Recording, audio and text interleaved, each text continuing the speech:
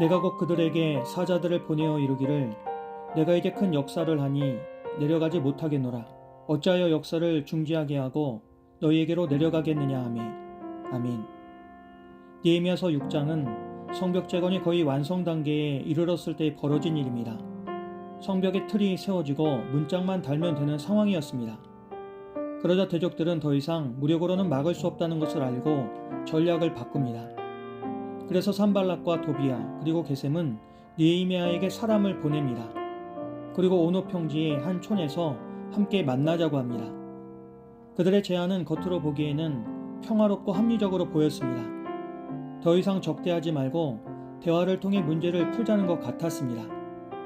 그러나 느헤미야는 그들이 나를 해하려 함인 줄을 깨달았다고 합니다. 느헤미야는 그들의 말 속에 숨은 의도를 알았습니다. 그들의 만남은 단순한 협상이 아니라 성벽 공사를 멈추게 하려는 계략이었습니다. 그래서 느헤미야는 내가 이제 큰 역사를 하니 내려가지 못하겠다고 합니다. 느헤미야는 지금 자신이 하고 있는 일이 개인의 일이 아니라 하나님께서 맡기신 큰 역사임을 알고 있었습니다.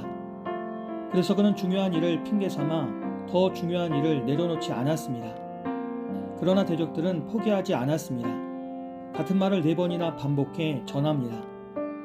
그러나 느헤미야는 한결같이 대답하였다고 합니다. 상황이 달라져도 제안의 횟수가 늘어나도 느헤미야의 기준은 변하지 않았습니다. 그가 하나님 앞에서 이미 정해놓은 기준이 있었기 때문입니다. 그리고 5번째 시도에서는 방식이 달라졌습니다. 그들은 이번에는 공개된 편지를 보냅니다. 그 편지에는 정치적인 소문과 협박이 담겨 있었습니다. 그들은 느헤미야가 유다에서 왕이 되려 한다고 말하고 이 소문이 왕에게 들리면 가만두지 않을 것이라고 합니다. 이것은 사실 여부보다 파급력을 노린 공격이었습니다. 느헤미야를 두려움에 몰아넣고 스스로 성벽을 떠나게 만들려는 의도였습니다. 그러나 느헤미야는 그 소문에 휘말리지 않습니다. 그는 그 말들은 너희 마음에서 지어낸 것이라고 합니다. 그리고 그는 즉시 하나님께 이제 내 손을 힘있게 하옵소서라고 기도합니다. 이처럼 느헤미야는 소문을 해명하는 데 에너지를 쓰지 않았고 자신의 결백을 증명하는 데 매달리지 않았습니다. 대신 그는 하나님께 자신의 손을 붙들어 달라고 기도합니다. 그 어떤 위협과 유혹 속에서도 흔들리지 않게 해달라는 기도였습니다. 그러나 대적들의 공격은 더욱 교묘해집니다.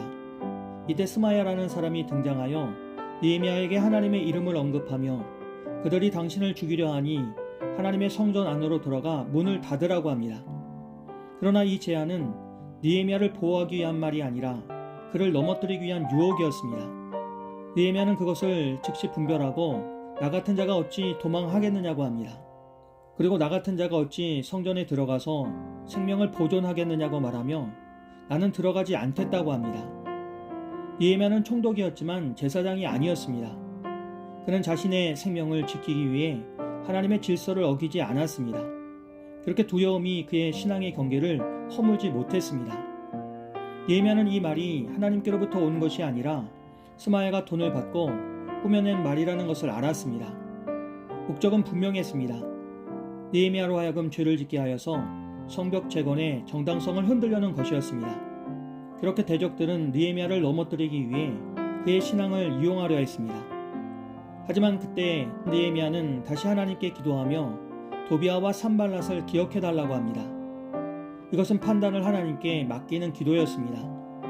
그는 자신을 공격한 사람들과 그 배후의 의도를 하나님 앞에 올려놓고 스스로 손을 더럽히지 않았습니다. 이처럼 하나님의 일을 방해하는 가장 위험한 방식은 노골적인 반대가 아니라 그럴듯한 말과 경건한 포장이었습니다. 대적들은 때로는 평화를 가장하고 때로는 소문을 이용하며 때로는 하나님의 이름까지 들먹였습니다. 그러나 느헤미야에게 중요한 것은 살아남는 것이 아니라 하나님 앞에서 바르게 서는 것이었습니다. 그는 성벽을 지키는 것만큼이나 자신의 자리와 신앙의 경계를 지키는 일을 소중히 여겼습니다. 그래서 그는 내려가지 않았고 흔들리지 않았으며 들어가지 말아야 할 곳에 들어가지 않았습니다. 오늘 우리에게는 어떤 제안이 있습니까? 겉으로는 합리적이고 안전해 보이며 모두를 위한 것처럼 말하지만 결국 우리를 하나님께서 맡기신 자리에서 내려오게 만드는 유혹은 없습니까? 하나님의 이름을 말하지만 하나님의 뜻과는 어긋나는 선택을 요구받고 있지는 않습니까? 하나님을 경외한다는 것은 위험을 피하는 능력이 아니라 두려움 속에서도 기준을 지키는 용기입니다. 그렇게 느헤미야는 끝까지 사람의 말보다 하나님의 질서를 따랐고, 그래서 성벽은 완성되었고 공동체는 보호를 받았습니다. 오늘 우리의 삶과 사역, 그리고 우리가 서 있는 모든 자리에서도 나는 내려가지 않겠다, 나는 들어가지 않겠다라고 말해야 할 순간들이 분명히 있을 것입니다.